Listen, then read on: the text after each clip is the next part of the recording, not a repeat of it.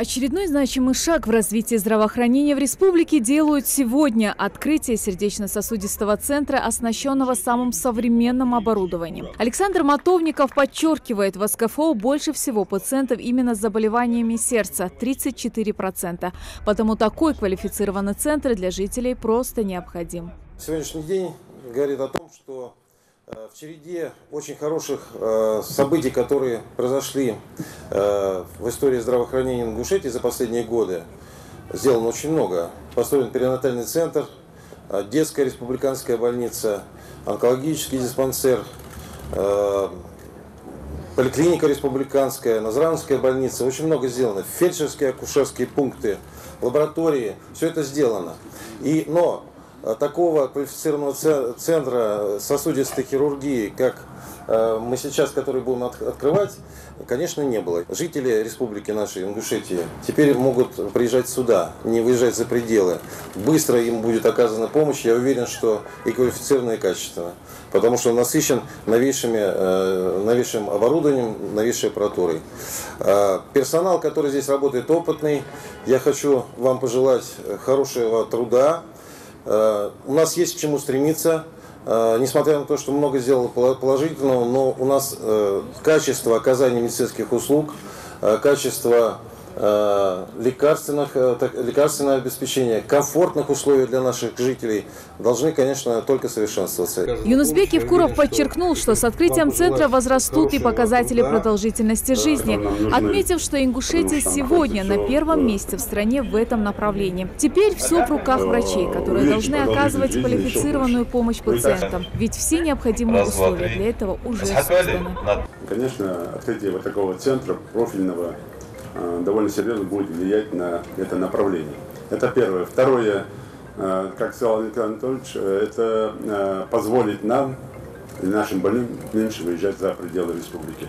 Я помню, буквально там 6-7 лет назад, те же специалисты, которые сейчас уже опытные, у которых уже не одна сотня уже операций или не один десяток операций, сейчас они там внутри находятся, ребята, они ко мне обращались после только что выпуска с высших учебных медицинских заведений, жаловались на отсутствие элементарных направлений вещей в медицине. Сегодня это уже, к счастью, есть. Огромное спасибо за это и нашим полномочным представителю Александру Анатольевичу, вам, вашей команде в целом. Спасибо за это огромное Веронике Игоревне Скворцовой, министру здравоохранения Российской Федерации, ее заместителям, команде, которая нам помогает. Конечно, правительству Российской Федерации. Без помощи федерального центра, таким регионам, как мы, тяжело такие задачи выполнять самостоятельно. Но самое главное, федеральный центр, лично Владимир Владимирович Путин, чего требует? Чтобы средства были освоены эффективно.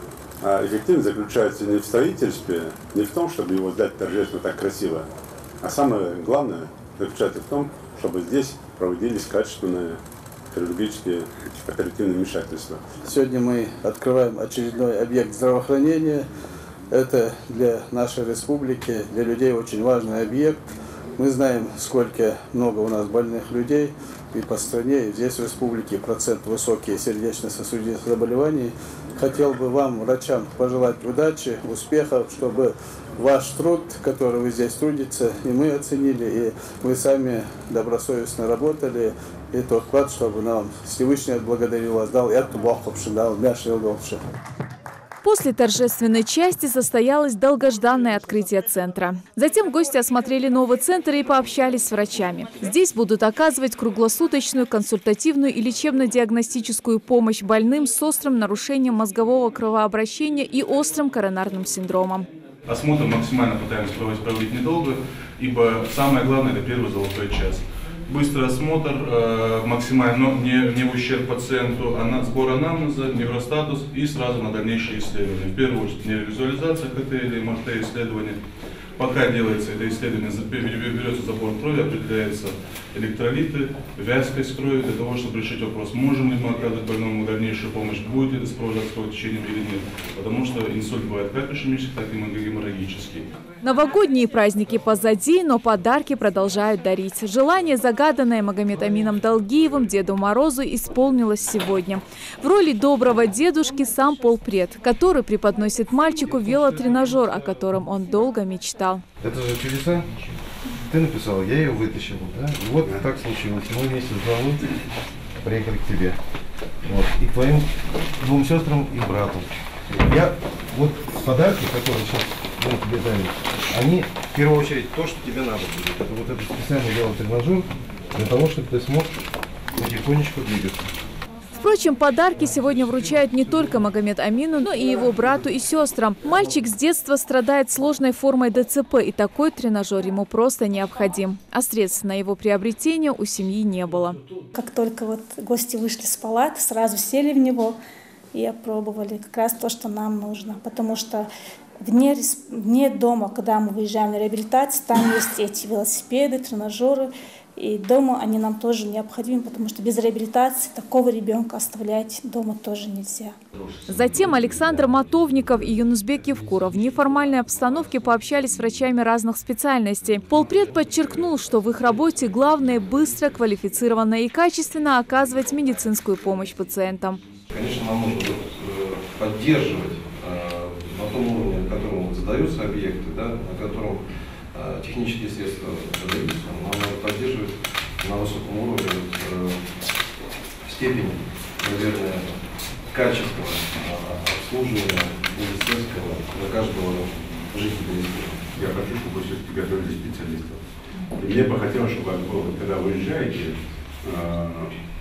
вы как врач выезжаете, ваш, как он называется по медицине, ассистент, помощник, ну и медсестра, которые человека выезжают, обучаются, готовятся и выезжают.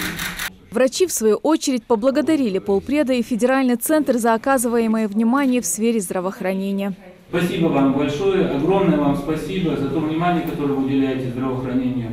Вы сейчас пришли, вот просто действительно мы сейчас послушали вас, вы знаете о проблемах наших, да, где-то есть какие-то МРТ, или КТ, которые не пользуются, мы так сидим и думаем, как мы вот, раньше мы их вывозили, этих больных.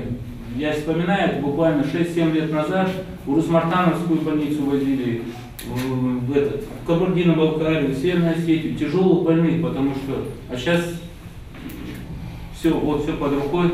Ранее отделение сердечно-сосудистой хирургии располагалось в приспособленных помещениях. Сейчас же спектр оказываемой медицинской помощи увеличился в разы. В этом новом сердечно-сосудистом центре установлено современное медицинское оборудование, которое позволит оказывать помощь в проведении диагностики и оперативного лечения ишемической болезни сердца, инсультов, тромбозов вен и пороков сердца. У Мухаджира Тимурзиева редкая болезнь – аномалия Арнольда Киари.